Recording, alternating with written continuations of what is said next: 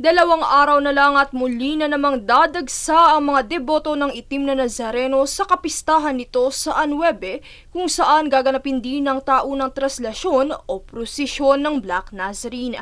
Dahil dito, buong puwersa na ring nakaantabay ang iba't ibang ahensya ng gobyerno para sa kaayusan ng mga kalsada at seguridad ng mga debotong dadalo sa kaganapan. Kaugnay nito ay ang mga alternatibong ruta na maaaring daanan ng mga motorista na papuntang southbound at northbound sa darating na Huwebes.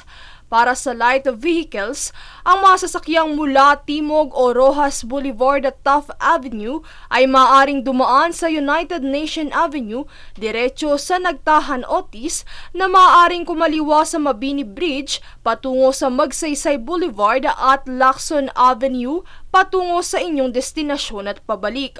Habang ang mga sasakyan namang manggagaling sa Hilaga o Malabon na Votas at Port Area ay maaring dumaan sa Andas Circle at dadaan sa Soriano Avenue o Intramuros at Magallanes Drive papuntang Chinatown.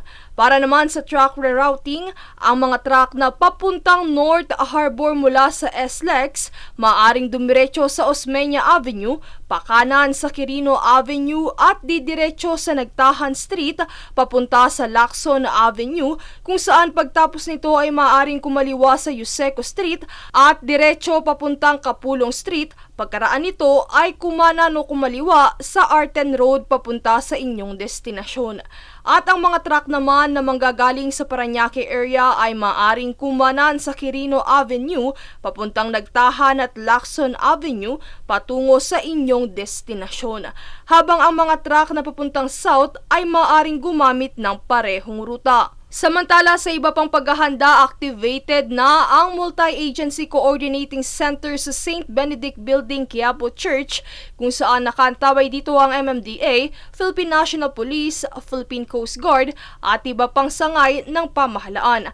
At upang magsilbing mata sa kapistahan ng replika ng Itim na Nazareno, handa na rin ang mga CCTV sa lugar kung saan gagawin ang mga aktibidad at lugar na daraanan ng traslasyon. Princess Castro nag-uulat para sa Golden Nation Network.